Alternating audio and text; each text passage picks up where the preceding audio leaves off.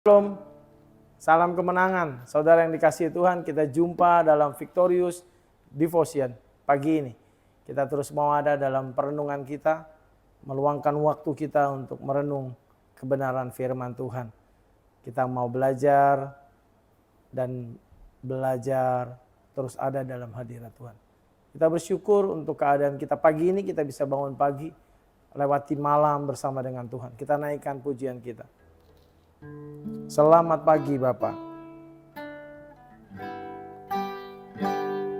Amin.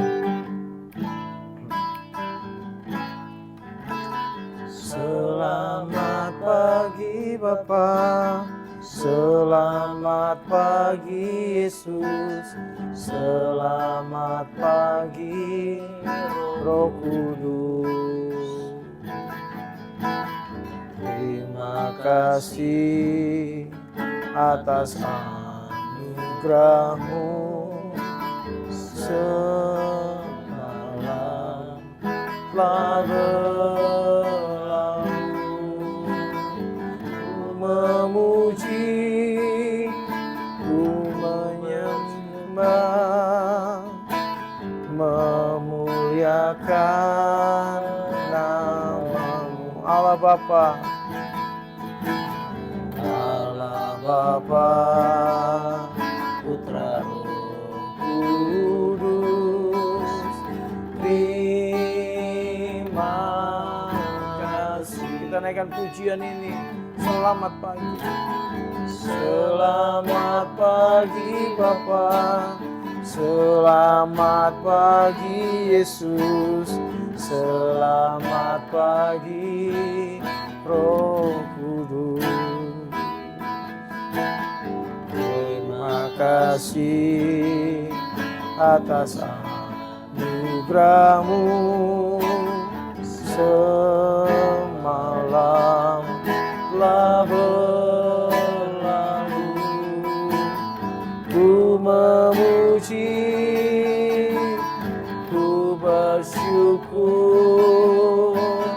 memuliakan nama-Mu Allah Bapa, Allah Bapa, Putra, Roh Kudus, terima kasih. Kami bersyukur, kami berterima kasih Bapa, Putra, dan Roh Kudus. Kalau malam berlalu, kami bangun pagi, dan kami tetap ada. Itu karena anugerah-Mu yang luar biasa. Hari terus berlalu, waktu terus berganti, tetapi Allah yang setia terus menuntun dan menyertai kami. Oleh sebab itu syukur kami akan Allah yang luar biasa. Syukur kami akan Engkau Allah yang luar biasa, Engkau Allah yang terus ada dalam hidup kami. Tuntun kami Tuhan pagi ini mau belajar kebenaran firman untuk kami kembali bisa menyelaraskan diri akan Engkau. Thank you Tuhan. Haleluya. Amin. Terima kasih Tuhan Yesus. Shalom Bapak Ibu. Saudara yang kekasih di dalam Tuhan. Umat yang berkemenangan. Umat yang terus teguh. Umat yang sudah dimurnikan. Umat yang terus dimurnikan di dalam Tuhan. Saudara yang kekasih, kita masuk dalam Victorious Devotion di bulan Oktober. Kalau di bulan September yang lalu kita bicara tentang pemurnian iman di dalam Kristus Yesus. Pemurnian iman melalui banyak hal, baik penderitaan, kesesakan, krisis, sakit penyakit. Tapi kita mau tetap murni dalam Tuhan.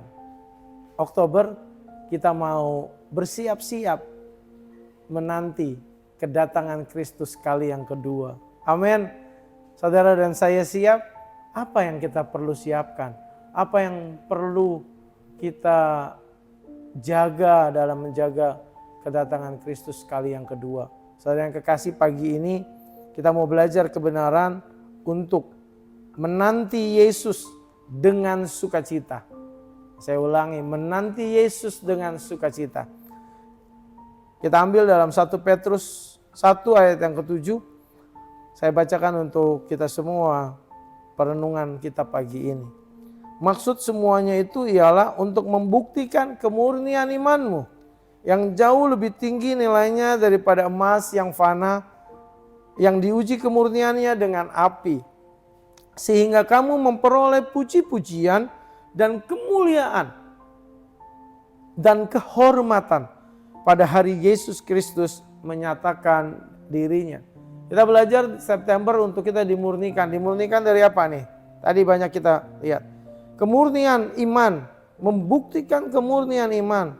Nilainya jauh lebih tinggi daripada emas perak. Nah, tujuannya apa? Tujuannya adalah untuk saudara dan saya umat berkemenangan memperoleh kemuliaan. Kapan kita memperoleh kemuliaan? Tentunya bukan hanya sekedar di dunia ini aja yang kemurniannya fana atau kemuliaannya sementara, tetapi kita memperoleh kemuliaan kekal. Pada saat apa? Di sini dikatakan bahwa pada saat hari Yesus Kristus menyatakan dirinya. Saudara yang kekasih, menyatakan diri di sini berasal dari kata Yunani yang berkata apokalupsis.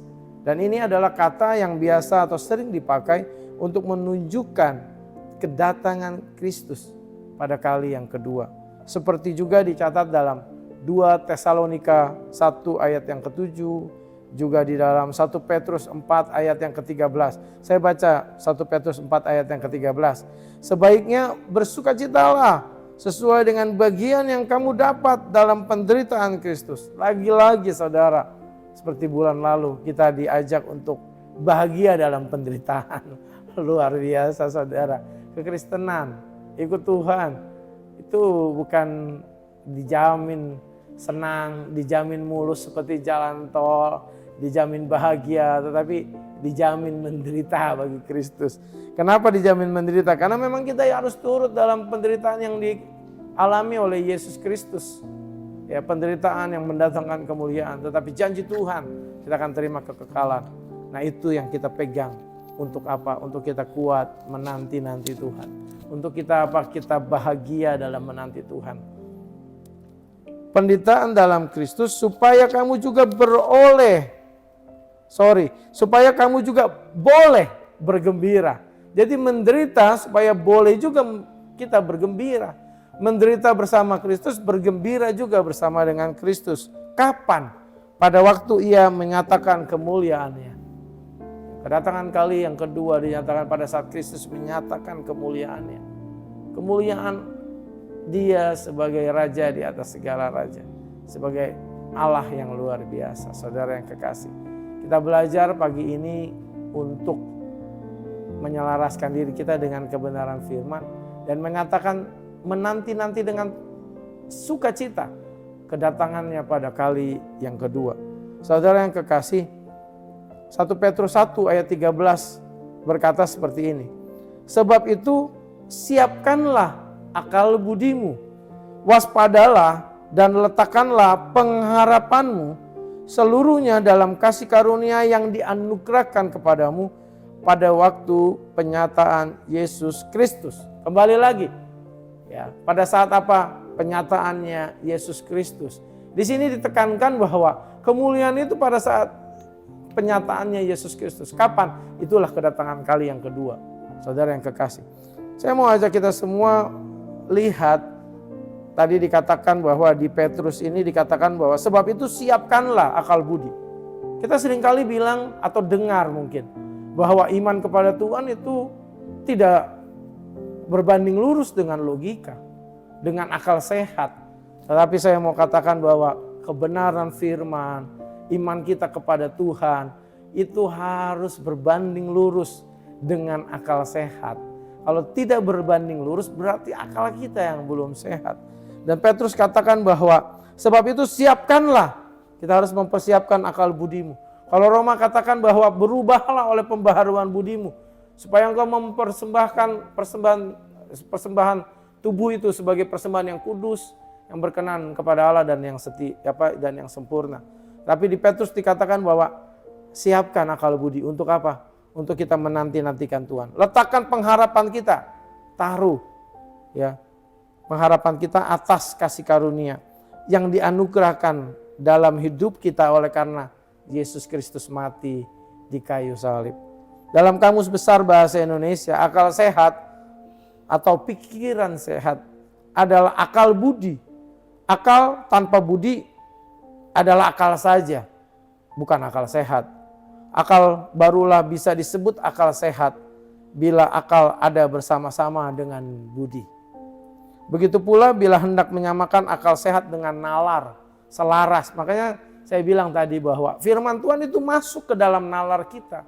Semua bisa kita buktikan, bisa kita ejawantahkan, terjemahkan dalam akal kita. Dalam kehidupan kita hari-hari. Hanya saja seringkali memang kita ya bisa dibilang dikikis atau dipertanyakan. Ya lewat pertanyaan-pertanyaan, lewat statement-statement yang ya kembali bahwa Kristus tidak mati. Kalau Kristus tidak mati, dia nggak bangkit. Kalau Kristus nggak bangkit, dia nggak naik ke surga. Kalau Kristus nggak naik ke surga, nggak usah tunggu dia datang kembali, saudara. Kenapa? Karena sesungguhnya Paulus bilang sia-sia. Kita paling sia-sia deh yang mempercayai Yesus sebagai Tuhan. Kenapa? Itu terus ada dalam dunia saat ini yang mau menyesatkan saudara dan saya di akhir zaman ini. Tetapi iman saudara dan saya harus benar-benar iman yang memiliki pengetahuan, iman yang memiliki pengertian yang benar tentang Allah, sehingga menanti-nanti kedatangannya kali yang kedua itu dengan sukacita, dengan benar, dengan mengisinya dengan iman percaya, dengan mengisinya dengan berbuat baik, dengan mengisinya dengan penyembahan kepada Allah yang benar, dengan cara yang benar. Kenapa? Karena tatkala kita menyembah Dia di dalam roh dan kebenaran, kita menyembah Dia dengan cara yang benar, saudara. Meskipun akal dan logika sama-sama merupakan bentuk pemikiran manusia, kedua istilah ini memiliki arti yang berbeda.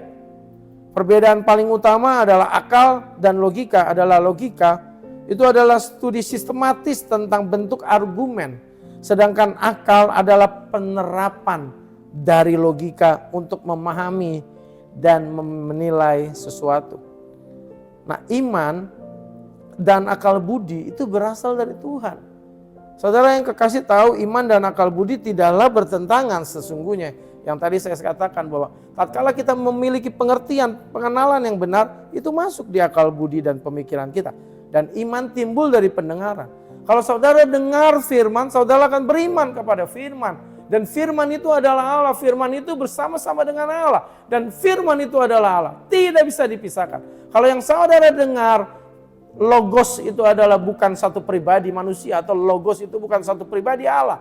Seperti teorinya Neoplatonisme. Filsafat-filsafat yang benar-benar coba merubah logos itu. Kita bisa jadi berubah.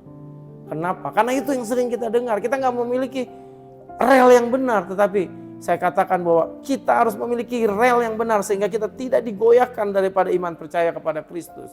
Sehingga kita menanti Dia dengan sehat, menanti Dia dengan sukacita. Jadi iman pasti selaras dengan nalar yang benar di dalam Tuhan. Oleh sebab itu terus perbaharui pengetahuanmu, terus makin dalam sama Tuhan, sehingga kita menanti-nanti Dia dengan sukacita, menanti-nanti Dia dengan iman kepada Tuhan. Tuhan Yesus memberkati kita semua, kita satu di dalam doa. Allah yang penuh kasih, Allah sumber hikmat, Allah sumber marifat, Allah sumber pengetahuan. Takut akan Tuhan adalah hikmat daripada pengetahuan. Permulaan daripada hikmat dan pengetahuan yaitu takut akan Tuhan. Oleh sebab itu kami mau takut akan Allah yang kami sembah, Yesus Kristus Tuhan kami, Roh Kudus yang menuntun kami kepada kemuliaan Kristus. Terima kasih Bapa, terus ajar kami setia. Segala permasalahan kehidupan dari kami semua umat berkemenangan, kami percaya Tuhan sanggup, Tuhan lebih dari sanggup menyelesaikannya bagi kami. Terima kasih Tuhan, terima kasih Bapa. Ajar kami menanti-nanti Engkau dengan bersukacita.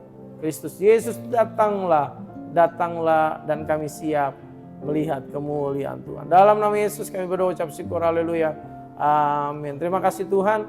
Saudara-saudara yang kekasih, kembali saya ajak semua kita yang mendengar Victorious Devotion di GBI Victory untuk aktif, untuk boleh komen di kolom komen, boleh nyatakan sesuatu, baik minta dukungan doa, baik mungkin kesaksian setelah mendengar Victorious Devotion. ada kesaksian luar biasa. Haleluya. Tuhan Yesus memberkati.